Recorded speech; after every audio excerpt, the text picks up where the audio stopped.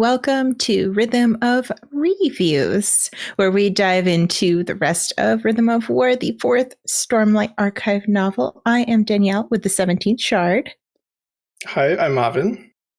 Hello. And I'm Eric. Hey, I'm here. Hey. I'm on one of these, which for you I've been on these calls the entire time, except when I leave to go eat breakfast, because I was like, yeah, okay. But yeah, now that the book is out, I finally get to blab with you guys about like actual things, which was really hard to do beforehand. So, hi. Hi. And now we can see your expressions. Yeah. Yeah. And the viewers can see my expressions, because before you guys could see my expressions, and no one else could. So I'm here. I'm on the overlay. We're back. We're on the Rhythm of War background, animated thanks to Cosmere ES. So that's cool. Spoilers, I guess. Yeah. Oh, I think we're gonna... major spoilers for all of Rhythm of War. And Cosmere, I think. Yes. Yeah. So yeah. So Danielle, what'd you think of this book? Thoughts? Boy. I loved it. Obviously. It felt to me like a big info dump of magic science, which I love. And then it had a huge serving of character development for side characters who I've always loved. And so we get to see more of them, which I was very happy about. The pacing was great. Even the side plot lines with Dalinar and Shallan and Aidan, which is kind of a big part of the book, it was paced well. All the parts were well contained. The epigraphs were really interesting. I was very excited to read them. Do you like those part 2 epigraphs? It was very, very good. Yeah. I really loved how you guys were freaking out about the part 1 epigraphs. I was like, oh man, just wait till part 2. Just wait till part 2. Yes. Yep. My least favorite part of them were unfortunately the interludes. I just didn't like those as much as I liked the interludes in the other books, and I didn't like the flashbacks as much. But I still liked them. I just didn't like them as much. Did you not like the interludes because they were too plot relevant? Because I know some people were like, yes, they were too plot relevant and not just like random stuff. I liked the random little stories of the world of Roshar more than characters that are actually involved in the plotline that's currently going on. I don't know why. I just liked those little snapshots into other people and things that are going on in the world a little more than these ones. Not to say I didn't like these ones. I just feel like they could have actually been part of the parts of the book rather than interludes. Sure. Yeah, it's basically like as far as interludes are concerned, it was the same for me. Like apart from the Chiri one, they more or less all were pretty plot relevant. And I mean, I'm okay with that, and I really like them still. But I did kind of like the Puli interlude, or like the two Ardens on their island doing science stuff and things like that. Just little glimpses from around the world. I find them much more interesting than like stuff like that's relevant. What, you didn't like Aidan's interlude? Aidan's best interlude. That's my least favorite. I didn't like that one at all. No, that was by far my least. Like, we get new character viewpoints. Like, Sha-Not is like, oh man, that was crazy. Yeah, that was insane, but like it was still relevant to the plot because she sent off Spren and stuff like that. So I'd have liked some more that are just really like interludes and not. Gives you a break from the storyline. Exactly. That's what I view an interlude to be, is a break. I worry that book 5 will just be more plot relevant, because it's like, now's not the time for random things. So I feel like that is just kind of naturally how it goes when you're near an ending. Although, like, it could see it going like because if it's the 10 final days or stuff like that, you could see it like looking at places like how they are spending that time, I guess, maybe something like that.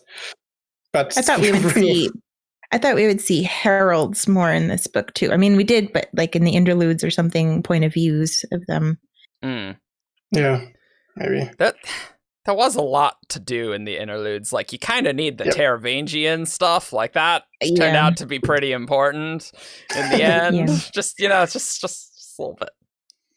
Mm-hmm. Marvin, what were your general thoughts? How'd you like the book? I really, really like it.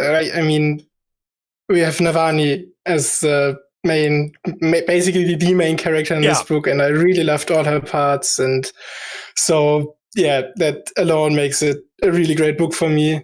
But also, it really did not go where I expected it to go at all. Like, Urithuru gets invaded by the end of part 2. Like, what the heck, Brennan? I was so, okay, that's like a whole book plot line, but now it's end of part 2, I guess. Yeah. So, that's insane. It's like, we never could figure out what the main plot was. Like, early in part 1, I was like, I don't know what this book's about. It's like, no, it's about Urithuru being captured. That's what it's about. I was worried it was going to be another siege book, and I was kind of anxious about that happening, but it actually turned out very, very well done. Yep. Yeah. And I also, like Brandon said in one of the annotations, like, oh, it's not going to be that Cosmere aware anymore for like the later parts, but it's pretty Cosmere aware. I mean, in that there's not connections to other worlds per se. Like, there's the Kalak stuff, right? Yeah. But I feel like it definitely is much more heavy on the like stuff you can at least imply about the Cosmere than the previous books. That is certainly true. So, that is certainly true. And I mean, it definitely felt like Roshar's big plot ended up being very small in the long run, and we really realized it in this book, how it's actually about the general Cosmere rather than just on that one planet. I mean, Race did say that. So he literally did say that. So, that's true. Yep. And one final thing, like as general reaction, I didn't have a clue, or I thought I had a clue going into this book what to roughly expect, but totally got turned upside down.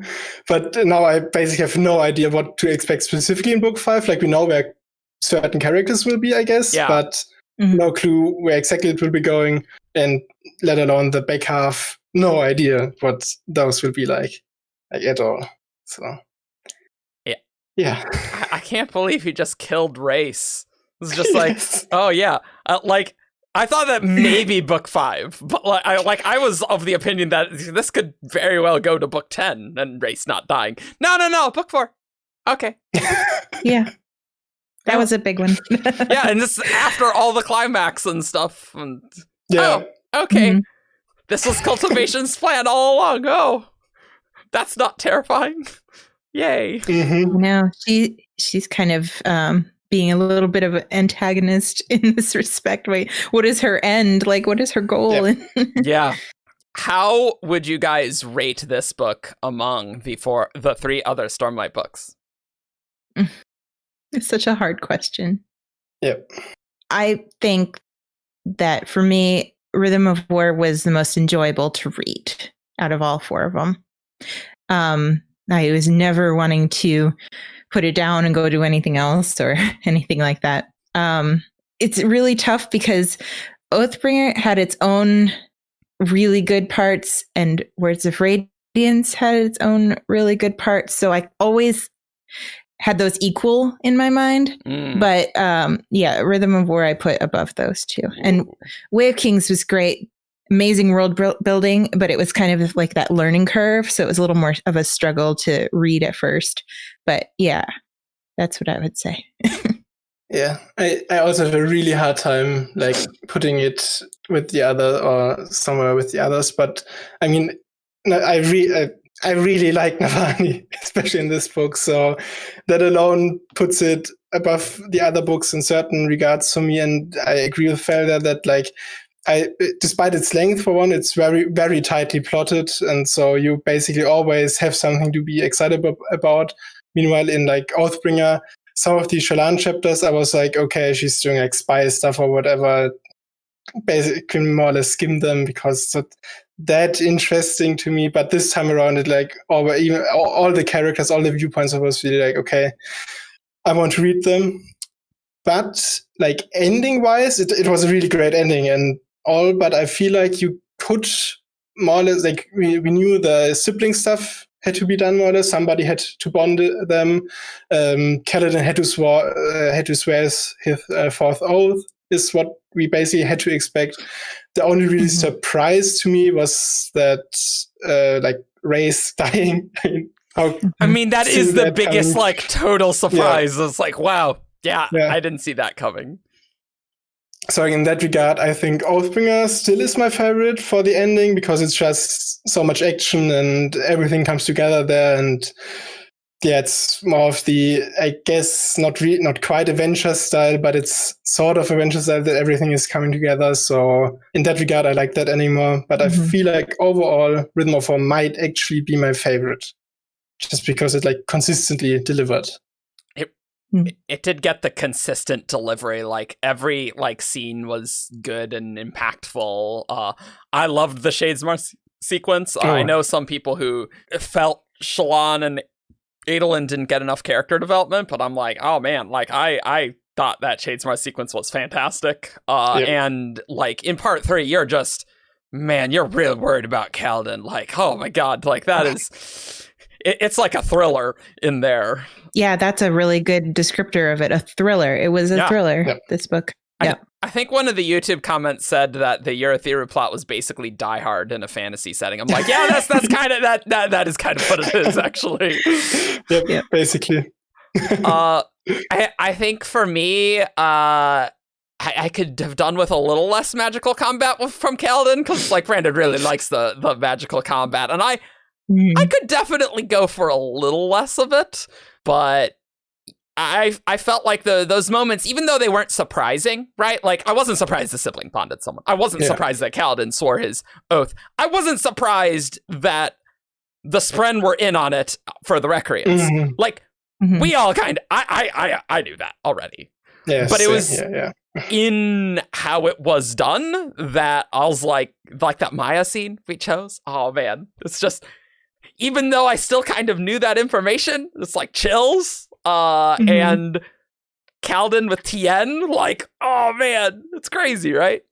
And Navani bonding the sibling, and the siblings just like, no, Fabrials are very complicated. You won't be able to figure out. It's like, no, I got it. I got it. It's like, oh, okay, yeah, no, this works out pretty well because like no one beforehand knew Fabrials. Like whoever the sibling bonded, right, would not know and understand those things, whereas Navani does understand all those mechanics. I feel like a part of what also makes this book like really on all those moments really great is that it's simply just Brandon's best prose in a Stormlight Archive novel so far. Like he's constantly improving. Like you sort of expect him to improve that from like over 3 years from book to book, but this one really was the best so far, and like language and all that was really on point at points. So yeah, I agree. So what are your favorite moment or moments?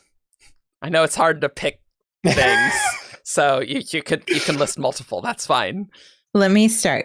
Okay. Because the one scene that made me go and text all of my friends about who've read it was Yasna walking out from after fighting, and she's like on fire from the soulcast oil, and she's like walking out in her shard plate. Like that one scene gave me chills up and down. It was so good. Amazing. Like so cinematic.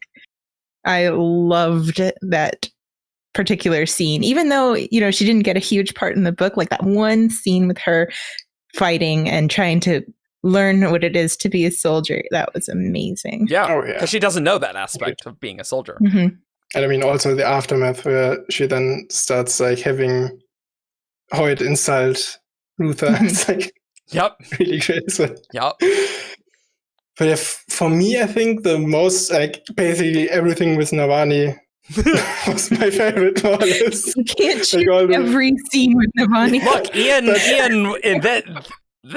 Ian was totally the same way, Marvin. Like, he's like, Navani's the best. So, like, Navani is great. Brandon makes you love whatever character he's writing about. Yeah. I think the favorite scene probably was the one where she like got the vacuum tube and sort of like just did science and like just solved the problem then and there, and like it really was one of the favorites. And one of my favorite lines also comes, or basically my favorite line in this book comes from her. It's a journey before destination, you best. Yeah, it's good. It's like such a best moment. Yep. So yeah, especially against Moash. It's like so good. Yeah. Marvin, did you expect that where this book was going to be anti-investiture, anti-stormlight, anti-voidlight? Yeah. Not at all. Hey, Gavilar's black sphere. It's what Oathbringer implies it to be. That's what it is. Yes. Mm-hmm. Of course it is. Yeah. So with the anti stuff, I don't want to say that I predicted that because I didn't. Yeah. But I always wondered with the rhythms, I always wondered about destructive interference with those. Yep. Like I did put that part together. So that was a very interesting part about this book, that they actually delved into that, and that was kind of part of the answer. 1 foot in science, 1 foot in magic. Yeah, exactly. I've had also like just in general like that we finally get to figure out some of this stuff, and like even the suppression fabric or whatever is, it probably also works on something similar. So you sort of interfere with whatever powers the radiance or stuff like that. So I feel like you could see some of that going that way, and it was really nice finally. Or just and also like it was sort of hinted at in the beginning when the Elena opened the perpendicularity and Navani hears that pure tone. So exactly. It's really cool to have the humans figure out that rhythms and tones or music, I guess, is important to the magic. Yep. Other favorite moments? Oh boy. I'm sure you got more. I have a list. Another one that I absolutely loved, and this is going to make me sound like I only like action and not science, okay? But the Aidan and Maya duel thing that they did with the Takari was amazing. Oh yeah. Yes. Oh, I loved that scene. Aidan is one of my favorite characters, has been from even Way of Kings, and to see him get so much screen time in this book was wonderful. And then with Maya, and everybody's like, they can't talk, or wow, you have her well trained. No, they have no idea what Aidan is capable of. That scene's so brutal and just awesome. And then Maya comes, you're like, yes. Yep. So good. Yep. That also was totally awesome, but another favorite scene of mine was the Tien Scene, and like before Kaladin swears his oath, like just this beginning of it with Delena when he said, what does he even say? It's like, I'm forging a bond. I'm uniting them. You're right. Yeah, exactly that. Yeah, so that alone was awesome, and then the scene itself, it was just so powerful, and we knew he would swear his fourth ideal, but the way that Bren delivered it was just perfect. So yeah. And we knew what the ideal was. Like we can all figure it out. Exactly. It's like it's not. I don't know what the fifth ideal is. But. I mean, even Kaladin knew what the ideal was. He just had to be pushed to that emotional limit. He couldn't say it. He couldn't say it and mean it. Yeah, because he just couldn't. He needed to be pushed there. One of my favorite characters in this book is actually Raboniel. And Raboniel saving Navani from Vyre or Moash. That scene where she's like, when you've lived as long as I have, like you learn to embrace things that surprise you and stuff. So even though they were butting heads, she saved Navani. I just loved it. Raboniel is great. I'm so sad she's dead. Like I'm genuinely sad because she could have been around for a while. Yeah, she was my driving force for this book. I was looking forward to seeing more of her every page I turned. Absolutely. Definitely, yeah. She stole the show for me. Yep, and the one final, or like one of my most favorite moments, were done, but the final one, I guess, is when we finally got to see Ishar in action and him just sort of casually offering to take over the bond with the Stormfather. I think I'll take that connection. Yeah. Oh, okay. That's nice. Great. Yeah. And yeah, that was pretty stressful though. Yeah, it was really stressful. Oh, definitely. But like just seeing, I can understand now how he might have been like really doing stuff on Ashen. Yeah, the first one, Odium Tempted. What? Yeah. And also, I just like Ishar just being so awesome at fighting, and the Stormfather was like, yeah, this guy's middle of the pack. I was like, oh, okay. Oh, great. Yeah. Great. Makes sense that they were very good at fighting, but man, when we see Talon be awesome eventually, oh my god, that is going to be so awesome. I just repeatedly got goosebumps like whenever we mention one of these favorite moments and stuff. Like, it's all going to be so awesome. Yeah. Do you like those spren that Ishar had? You know, the spren? That's one of my least favorite moments. Like, yeah, let's go into least favorite moments. Yeah. What you didn't like the? Oh yeah, it just has a Natan skin. It's fine. Oh god, no! It's so creepy. It's really creepy. Okay. Yes. So the whole Ishar part I put down as my least favorite moment. Oh, really? And it's not because, okay, I know you said that was one of your favorites, but it was well written. I'm not saying that it was like least favorite because it was bad, but I didn't like Ishar's insanity. It sounded like chaotic, evil cartoon, like absolute power, you know. I didn't like that. I felt like it was very, well, we can see that it was kind of magically induced insanity because when I feel like it is, when I think it was when Navani swore her oath. Yes. And then he gained lucidity. Yep. And you see that he's actually like kind of planning things. Like maybe that was in the back of his mind, but all he can say is insane ramblings about being the Almighty and everything.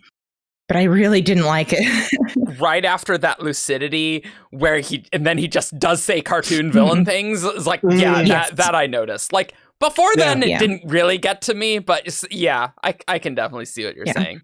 And then when they found the physical spren experiments and stuff, I was utterly disgusted. Like thinking about the pattern like as a limp noodle looking thing. Oh, like, you mean intestines on the face? Yeah. It was just yikes. I don't even want to think about like what like high spren might end up looking like, because that literally just like tears in reality. So yeah, how'd that work? I mean, presumably we'll see some more high spren in book 5 with Zeth and stuff, because we really don't know what's up with them. Really. What was the skeleton that was there? Wasn't that an ash spren? I thought. Yeah, I think so. Yeah. Oh, okay. I was thinking it was like was it the misspren with the face? I thought there was a mask. I don't quite remember. I remember the honor spren cryptic and kind of the ash spren. The problem with these books is that when you read the ending, you're like, wow, that's a lot of stuff happening. And then like Brennan's just like, yeah, the spren are being pulled in the physical realm. What does this have to do with anything? I don't know. Okay. Yeah, that was my least favorite. It wasn't a gripe. It wasn't like an issue that I had with it, but it was one of my lowest moment of this book. Because just seeing that, it was disgusting. Aren't you guys so excited for all the spren that Aidan just convinced to bond people? Now that there's 2 different ways that spren could die, with the anti-stormlight and whatever the craps Ishar's doing. Well, we got to put our hopes in Aidan because he can revive them. Oh, yeah. Eventually. Yeah. But so I also, all my least favorite moments, unlike bad writing or anything, it's just like really downer moments. Like Teft's death for me, definitely, and Fendorana's death. It's and it's of course Morge did it. Yeah. I don't understand how people could still defend him after this book. Yeah, I seem to remember some comments on the preview chapters. I was like, he could be redeemed. I'm like, no, Nope. not anymore. No, I think he is. Not after that. No. He's so cowardly and he's so like slimy and awful. Like when he's like, oh no, I can feel feelings. Oh no. Like, yeah, you're supposed to. I just did not like. No. I agree with that one. That was the least favorite moment. I did think the flashbacks were a little weak. I know Brandon talked about how originally this was where you're going to see lots of Parshendi stuff, and he moved that forward in Words of Radiance. And the flashbacks were fine. They certainly weren't Dalinar flashbacks, though. That's for sure. Yeah. Like I like about the flashbacks. I like the Exenweth. I liked her, seeing her like a terrace woman, apparently. Hanging around Gavila's court, and not only the other terraceman, the second terraceman too. With an AVR. And what I liked, what I liked, the other thing I liked about flashbacks was the nail scene with like Ulim there, and like that was great. Really good. That was so good. I was like, oh, we're at the feast. Oh. This is what's going on. Those were the best ones for sure. Yep. Yeah. And apart from them, they were like just okay. They were fine. Get to see more character. Yeah. I feel like the flashbacks, some of them weren't really necessary. I mean, they were for developing Venli and Eshonai's relationship as sisters, but they did not make me like Venli anymore. It actually made me dislike her a lot more. And then even though she didn't do anything like Dalinar level betrayal or anything, I guess. She also didn't do anything recently that made me like her or forgive her for being what she was. I don't know. I'm kind of ambivalent about Venli. I don't like her or dislike her very much. But the flashbacks that I did enjoy were the Stormfather giving mercy to Eshonai, letting her tears explore. That was a really powerful one. Yeah, I really liked that, and I really liked seeing Ulim, his little personality. And oh god, he's a piece of garbage. He's the worst. Oh god. I do love that scene where Ulim's just like, "Hey, Nail," or Nail's like, "Oh, hello, Ulim," and Nail just knows. Like, oh, hi. Yep. I wish we got more Void Spren stuff, though. We got so little Void Spren. It's like, what type's you, Ulim? I have no idea. We have no idea. Yeah. It's one of my gripes with the book. Like, we didn't get a lot of, like, we got few stuff, but not really. Like we got to know all the names of the brands, and we got almost all right, and we got the Council of Nine, of course. Like we got to see some of that, but we still don't really understand more of their powers. So I guess they are surge binding. They're surge binding. They are surge binding, not void binding. But that is one thing. I thought that the preview chapters were making it seem like Leshwi would be more prominent of a character, and she didn't have that many parts in later parts. It was very interesting. I wondered kind of why Leshwi still had that thing where she wanted to be like not too high of status. And I mean, I love where Leshwi went. Like, Leshwi was great in the book, but like she wasn't like the main fused we were interacting with because Venli goes with Raboniel and then Leshwi goes there too. But yeah, I was just kind of wondering like what is up with Leshwi's character motivations. But God, that scene where Venli reveals her radiance. And when she asked, like, do you know, I forgot the name, but the Ria? Friend, Ria, right? Yeah. So that was really... And she's kneeling on the stone of... that was really, they forgave really us. It's like, because there's a singer betrayal of the Spren or something for, like, way pre-Recreance. Like, I think pre-First Desolation. Like, way old. I'm like, wow. You could just feel that weight of emotion of Leshwi. And Leshwi's just like, not a voice. I got it. I got this. Yes. Oh, so good. But yeah, Venli wasn't really the main character, at all. Yeah. Not at all. I mean... But I'm fine with that. She did cool stuff. Gave us more Navan. She is working to redeem herself, and I love that she didn't get her oath early. Like, that was nice. Yeah. Mm-hmm. He made her work for it. Yeah. Yeah, absolutely. Yeah. The cultivation accepting the oaths, I guess, is like, whoa, that's interesting. When she's like, yeah, these words aren't accepted. No, you have to put it there. Yeah. And it was like, that's great. Really make Venli do that. So I'm excited to see Venli later. I think just the flashbacks though is just like they're fine, but if of any book you could say maybe the flashbacks were indulgent, it's probably this one, honestly. Yep. I mean, we can expect book 5 like Seth stuff that will be just so juicy. So that will be the opposite of these. Yeah, exactly. I'm frustrated with Seth in this book. Why is that? Tell me. Okay. Tell. So the reason why I wasn't a big Lift fan from the beginning is because she would always cut people off when they're trying to tell us something. And Zeth in the same way, like Taravangian's working through his problems and Zeth's like, no. He just like goes crazy. I mean, I didn't like that. It frustrated me. I can understand that, but like that's a character thing that I very much understand of Zeth. It's like, no, you are the worst. Like, you are the worst, Taravangian. You are just the master manipulator. Yeah. I'm not tolerating this BS. And it's like, no, you shouldn't tolerate that abuse. So like, it at least made a lot of sense to me, right? But I can understand how that's frustrating, for sure. It was very frustrating. Yeah. And I mean, it makes sense for Seth as a character because he's completely unhinged. This time, so, like his interlude was basically just like he's like, why would you ask for an oath stone? And like, I mean that is still weird, but I guess it just trolls Zeth.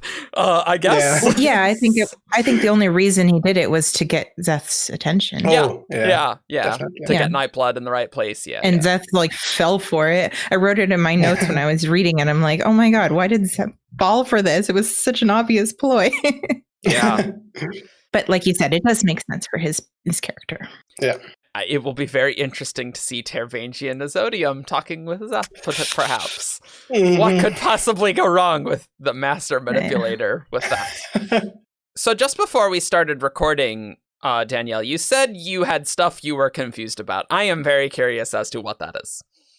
What those things are. Oh, it's minor things, but things that stuck out to me. One in particular was Kaladin's eyes glowing yellowish red. Like, I didn't know what that was all about. I'm hoping it wasn't what I'm thinking it's about. No, I think, like the whole point with Moash, right, was it's like, no, don't touch him. Let him fall to Odium. And if you touch him, then he's gonna go crazy, and you don't want that. And indeed, Lezian, it didn't work out great for him. The other fused. But I think that was Moash's whole thing to like get Kaladin to try and fall. And like I could see in that brutality, like really making it suffer is like that connection to Odium. And we kind of see Race when he's confronting Taravangian, he's like, oh my god, my other champion. He was upset. So I think that was Kaladin. That's what was trying to happen.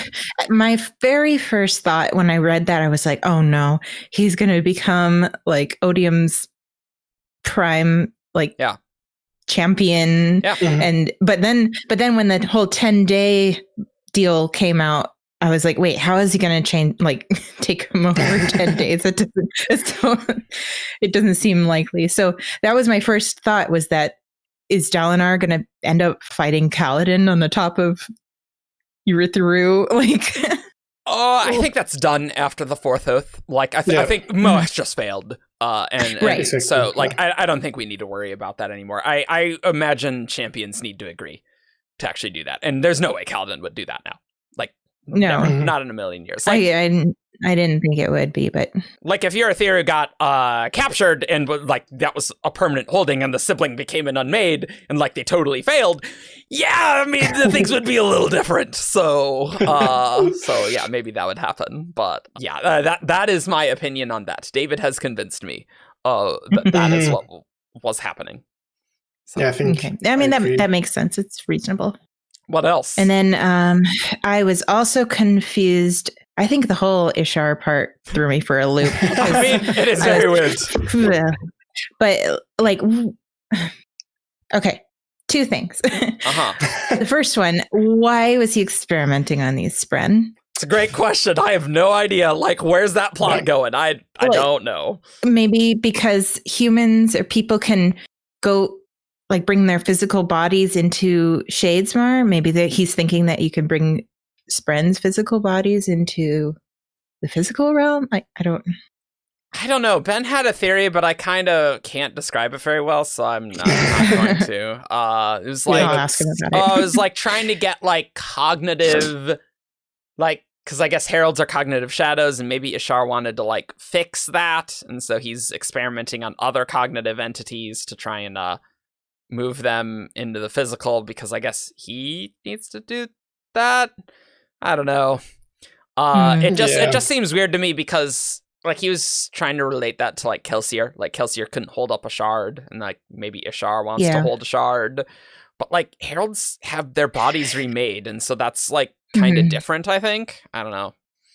So I'm very confused about that too. Okay, good. I'm glad I'm in good company. No, like, but then the other thing with Ishar, so he became lucid, and my theory was that it was when Navani swore her oath, that was the moment that he became lucid, because he said when a radiant touches the spiritual realm, like when a bondsmith. Yeah. How do you plan that? Like it almost seemed like in his moment of lucidity that he was trying to make a meeting where that someone will suddenly swear an oath or touch the spiritual realm so that they can plan out like make a plan of attack or something.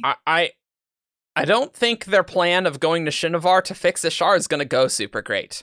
Yeah, it does sound like I mean, sure, but I don't think this is going to go well. I don't know. Right. It just kind of confused me about what his reasoning for how to bring their minds back. Basically, like you can't just constantly be swearing oaths or. I don't know how that's going to go. I have no idea what Ishar is. Where that is going at all. His whole part kind of confused me, so I don't have much to say about his stuff. It's definitely one of those that's like, wow, this is crazy at the end of a book. Whoa, which Brandon really likes doing. Exactly. It's like, hey, Nightblood, I'm here. What's up? Or, killing Jezrien at the end of Oathbringer and stuff. Like, what's the implication of that? And the answer is Jezrien, super dead. That's the answer. He's super duper dead. But they weren't planning on killing him. They were just wanted to capture him. No. Yep. Yeah. It was interesting how that logic was that they actually do die. It's like, oh, that makes sense. Yeah. The Kellic told them or told Shallan that. Oh, can we just say that Kalak is the best? And he is just absolutely hilarious. Oh my God. Very good. Very good scenes. It's just hilarious. And that he's Rhaesterys. Do you guys think that when you read Way of Kings, it's like, oh yeah. So Gavilar died, and I'm gonna blame Kelsier and Kalak. That's who I'm gonna blame to kill me. It's like, no, it's the Parshendi. It's like, wow, I'm even more confused now. That's basically what Gavilar was saying. Yeah, and did Gavilar even know that Kadak was Sterys, or like? I imagine he probably did. Like, he seemed to know that the heralds were heraldy. Yeah, but like it's just weird in that moment he would refer to him as Viserys and not a Kalak. I guess that's true. I guess. Yeah. But yeah, it's definitely insane that he's just like, yeah, okay, Son of Honor leader is a herald. Yep.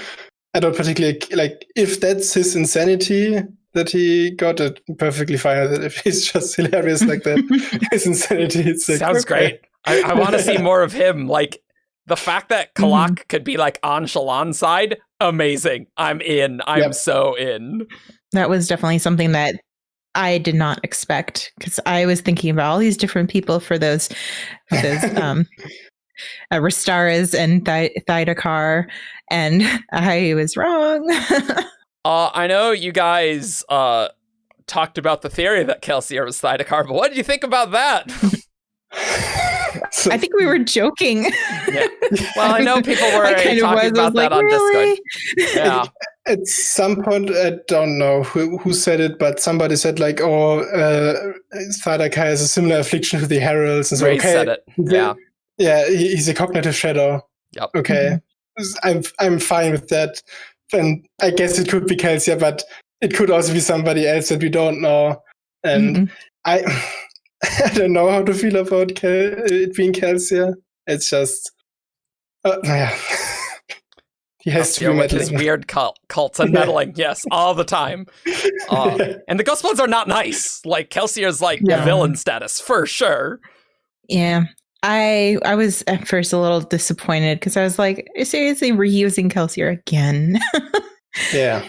But it makes sense. But I mean, I don't know. I kind of wish that it was someone new or someone more, I don't know, someone we don't already know. I mean, that was Kelsier's whole thing in Secret History, where it's like, wow, the world's way bigger. Yeah, I'm not going to let that, like, I am not going to be surprised by that ever again. I am going to know, and I'm going to meddle, and he would though. Like, he would do all of these things. He would take over. He would create a secret world hopping organization and do all this crap. Like, he totally would do that. It's of course also fun that we had that WoP where like somebody asked if which Roshan secret society would Kelsier join, but it's like, well, he would join the Ghostbloods and be their leader within a year. Yeah. Well, how, like obviously he must have known Thydakar's Kelsier like the whole time, right? Yeah. But it's just so crazy that Brandon's just writing this prologue like, Thydakar, and it's like, you don't even have Era 2 yet. So you have no idea what's going on. Like, you would never be able to guess that in a million years. And then we get Secret History and stuff, and Brandon just has to say that word to Brandon with a straight face. Like, he'd run the Ghostbloods. Yeah, he would. That is what he would do. Did he join them, or did he start it? I think he joined them, right? Yeah. Oh, you think he started it? Because it sounded like it was an old organization. I mean, like, here's the thing. Kelsier's a ghost. Hemalurgy involves blood. Yep. There you go. It has significance in world, because, there you go. Yeah. I mean, maybe. I think he started it. I don't know. Yeah. But that's my thought. I like the idea of him, like, joining it and suddenly taking it over and murdering his way to the top. Too. Yeah, I mean, yes. he would definitely do that. I'm just not surprised if Kelsier has organizations that are reverent to him, or cults, or any organization that has him at the top. None of this is ever surprising. Mm-hmm. It does make me wonder, like, we know Yatil is of Southern Skedron descent, but is from Silverlight, so, like, when did the Ghostblood start? And like, is Yatil just one in a line of her family, I guess, who joined the Ghostbloods or something like that? Yeah. So, definitely a lot of questions that have to be answered there. Yep. And like, look at them, presumably. Yeah, Kelsier sending avatars, apparently. Yeah, to, I don't know what that means. No idea. Like, what? What are avatars? I don't even know. Odium talks about avatars to Moash as well. Or like, I guess Moash brings it up and Odium's like, I wouldn't give that to a mortal. Okay.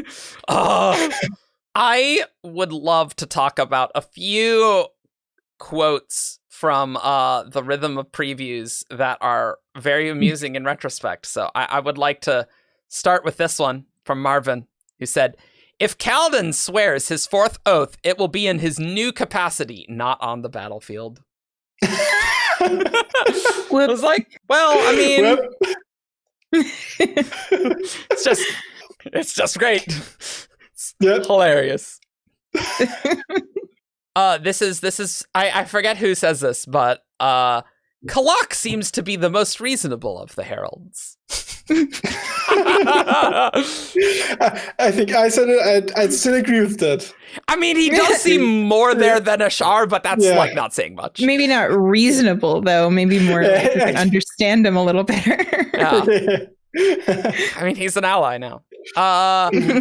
Fel, you said something like, well, they couldn't set up this surgery room and not use it later, so there must be some tragedy later. And Marvin, you say something like, I think Liren will be in peril in this book, and like kind of intimating this. Like, I mean, I don't think the surgery room was used much, but certainly Liren was in peril. Yep. Well, it was used to help the unconscious windrunners. And Yeah. But no. It wasn't used in the way that I was thinking it would. No. And I think I was thinking like Grey's Anatomy, like they're doing surgery and having some conversation while they're doing it. No. And I think I said something like, I don't know, Kaladin has to decide between saving Navani or Liren in the Urithiru invasion, but since the invasion happened so early on, I guess that just didn't happen. Saving Urithiru, yeah. Still, one of my favorite moments is Kaladin catching Liren. It's like, cutting a little tight, son. A surgeon must be precise and timely. Yeah, that was a really good moment. So good. You guys kind of called that the sibling could be Navani's pen pal, which I love that reveal when it's just like, I am the sibling. You gotta like do some stuff right now. Like, all right, I am into this right now. Oh, that was great. And then Danielle, you had this. What if Urithiru is a giant instrument and someone like makes a tone or something? And I mean, like, sounds like me. Navani, but the thing is, Navani did make a tone. She needed to make the anti-void light tone to flush the void light out of the system and stuff, right? So that was my destructive interference idea, but not quite fleshed out. Yeah. Well, Brandon fleshed it out for you, so there you go. Thank you, Brandon. Yeah. And Marvin, you were flabbergasted about the thrill in the ocean, but Brandon was. He said on Reddit, it's like, we need to. My team and betas really wanted to know. That is true.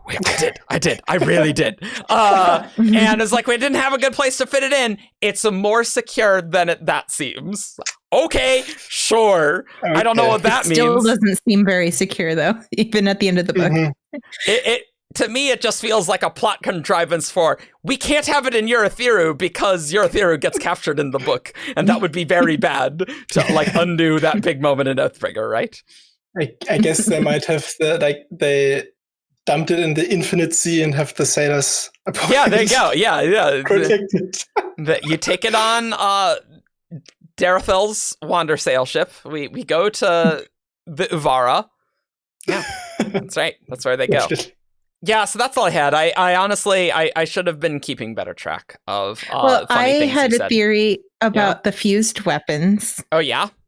That they were going to be used to perma-kill the fused, and that ended up being true. I was very proud of myself for that one, except they also had to add the anti-light, but still. Technically. I got most of it right. I mean, the Rasium reveal itself was kind of interesting as well, that apparently conducts investiture. Yep. And yeah. I was really shocked when Raboniel was just like, oh yeah, this is Rasium. Like, I mean, I just love like the just nonchalantness that Raboniel just was like, this is this. Oh yeah, my grandmother was there when the humans came from Ashen. They had ash skin. I was like, whoa, holy crap. Yep. It's just like giving the deep lore from over 7,000 years ago. It's like, okay, wow. That was Navani's reaction too. Yeah, she's like, holy, wow, these people are real old. Yeah. But yeah, Raboniel's just great. It's like, oh yeah, I know. Yeah, it's cool. Yeah.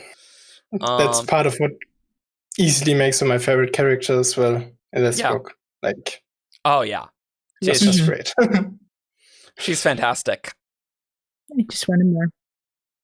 I know. On our other on our reaction shardcasts, we realized that we will see Raboniel again in Herald flashbacks potentially. Oh, I hope so. Yeah, hope so. That could be cool.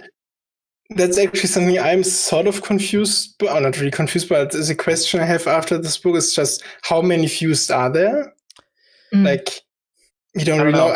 Apparently, that was just one wave because Odium didn't elevate other later on. So. Just one wave. Yeah, it's interesting. Why are the Nexim, the transportation, fused? Why are there so few of them? No idea. Who gets which brands? Also, the Stormfather still said in Oathbringer, it's like, yeah, the fused were hard to beat even before they commanded surges. What does that mean? Like, what does that even mean? Just these tidbits from like deep lore, like around that first desolation. It's crazy. Yep. Well, what about when Elle brought Lesian back, and it was before the Everstorm came through? How did he do that? Well, so he, I was thinking about this. We were talking about it. Elle says that they just used the old ways, the way that the fused returned before the Everstorm. So that's what they did in every other desolation. Oh. So, so that's all Elle's referring to, because like in chapter 14, Leshui's just like, no, fuse come back in desolations. They can do that. The heralds have to actually activate the isolation, right? So that's what happened. I guess Odium just wills them back. I guess, I don't know. That seems to be the mechanics, but I'm so curious how the new Odium will interact with all the fused and things like that. Is going to be pretty crazy. Is he going to try and keep up the pretense that he's raised like he was with Wit? I mean, Elle seems to know already, so it's hard to say. Certainly, I don't think he wants Dalinar to know at all until the champion battle. Well, this wasn't from the preview videos, but one of my theories was that Taravangian's cold and calculating smart side was going to turn out to be his more beneficial aspect of the boon and the curse, rather than his emotional side. And that was, so I was like, Brandon can do it. I know he can, because he can write so many crazy things. And now that he's Odium, and Odium is all passion and emotion, that's like his shard. That's what it feels like to me. I think that could help Taravangian in the long run with his control of those emotions, because he's a lot more calculating and intelligent and logical about things than emotional. Yeah, you're not wrong. There's like lines where it's like the power wants to destroy, and Taravangian's like, no, I'm going to plan and things. And so I think you're totally right there. They're both useful. They were both useful. You needed the connection to Odium, but the calculatingness to be better at it than Race. But good luck with that, Taravangian. What could go wrong? A lot of stuff happened in this book, though. That was just like, there's like, I keep thinking of more things, but like where's Anti-Light going? Like that, this is not good. Like I don't know where this is going, but that is clearly going to be very important for all the Cosmere, right? Where's Warlight going? Yeah. Well, don't all of the shards have a tone? Presumably. So like, I think Ruin's rhythm and Preservation's rhythm are in harmony. I mean, that was like kind of talking about Rhythm of War stuff before Rhythm of War even came out. That Except is something it wasn't talking about the music. Yeah, I'm curious about is whether Harmony's tone would just be sort of the way that the Rhythm of War is, that it's the two combined, or whether it's something new, because he isn't simply the combination of Ruin and Preservation. He's sort of something new as well. So because he's directing it in a specific way and thing. Yeah, like where's Warlight going? And we got Lifelight. We have so many lights. Just Brendan casually just, I think it's also Rabona, using Lifelight. Yeah. Well, that was brought up with Lift, right? Yeah. Didn't Mraize say like, oh, can you ask why Lift can use Lifelight? Yeah, she never used Stormlight in the first place. It's all just metabolized into Lifelight. Yeah, in my notes I have it in like with lots of exclamation points. Yeah. It is completely insane. Like I never would have guessed. These are my notes. Oh my god! I have like pages Whoa. and pages of it. Wow! You really do. Holy crap! Yeah. I don't know. So you guys have any other overall thoughts and things? I have one minor gripe. Okay, yeah, let's do more gripes. Good. So what I found that it's an issue that I also had with Oathbringer is that the part 1 epigraphs, they sort of are related to the plot. Like the Fabrial stuff is interesting to the plot, but it wasn't really brought up in the plot. Like I'd have wished for Nirvana, like the metals to be a little more relevant, maybe somehow, because like we learned about all these things that the metals apparently affect, but we didn't yet at least see applications of it really.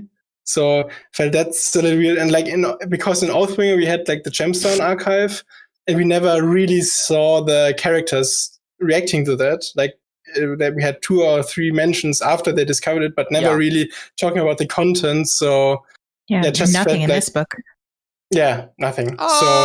They implied that they knew of the sibling, so it was technically mentioned. Yeah, yes. True. They used the room for storage. but they did recognize that they did hear the things. Yeah. So like I'm fine with the other epigraphs, like the letters and like or the musings of El. Those were fine that they don't, because they imply stuff about the plot, but they're not really part of the plot. But with these, I felt like maybe make them somehow more relevant, because we actually have the characters who wrote them or react to them. So that's really minor. Just yeah. I guess I would have always thought that epigraphs are more of the background ancillary stuff, that it's like you don't need it to help the book. Like, totally. So I don't know. Like we did get a ton of Fabrial stuff. Like there's only Didn't they mention that the Soulcasters were like Spren in their physical manifestation? So I was thinking that was a huge reveal for me, and I felt like they were going to talk about that. Like Navani was going to be like, why don't you try and ask your Spren to become this Fabrial? I do want more information about that and like the devices. I'm like, how does that work? And I just felt so stupid when she brought up that that's apparently how they do it, because it just is like a really straightforward answer in a way, because like, okay, they just become physical, like they manifest physically. Like it does make a lot of sense in hindsight. So I'm just wondering, like, why do I mean, I guess it sort of makes sense that different Spren becoming Soulcasters could make different things, but some have more than one mode and things. I'm like, the gemstones. I'm like, but how does that all work? I was just like, what? And it's like, is the whole Soulcaster the Spren, or is it just part of it? Because like they can fix just the metal. Parts of it. Presumably the metal, right? Yeah, but like they have chains on it, and that would mean that they can like be in multiple parts. And so that's weird. And they can fix those links, like Navani talks about. Like, you probably just had a setting, or like the gemstone setting that was off or something. So. Well, that helps my theory about shard guns. So they're fancy Fabrials. Yeah, I don't know. Presumably, we'll learn a lot more about that, right? We'll get a lot more of that. We'll get more of what's going on with Spren. I hope eventually we'll learn some stuff about Void Spren. Hey. Remember that whole giant barrier storm around Braze in the cognitive realm, and then they like the amount of steps to get the Everstorm to where it needed to be? It's like, okay, yeah, I did that. That is more complicated than I was expecting. But okay, like what is going on with any of that? But and all the stuff with Bahid and Mishram, guys. Yes, that's another thing. Like we didn't really get any unmade stuff either in this book. Not really. Like got tons of little setup. hints and setup. Yeah. Book 5 though, unmade book, right? Like we're gonna go see the unmade in Shinovar, whether that's Daigon Arthas or Chamorish, I guess. I don't know. And Shallan is gonna go hunt down Bida Mishram. I'm in. Oh yeah, I'm so down for just in general Shallan hunting the ghost plots as well, and joining in with Yasna maybe. So that'd be great. That it would be about frickin' time. Like that would be a good way to end the first 5.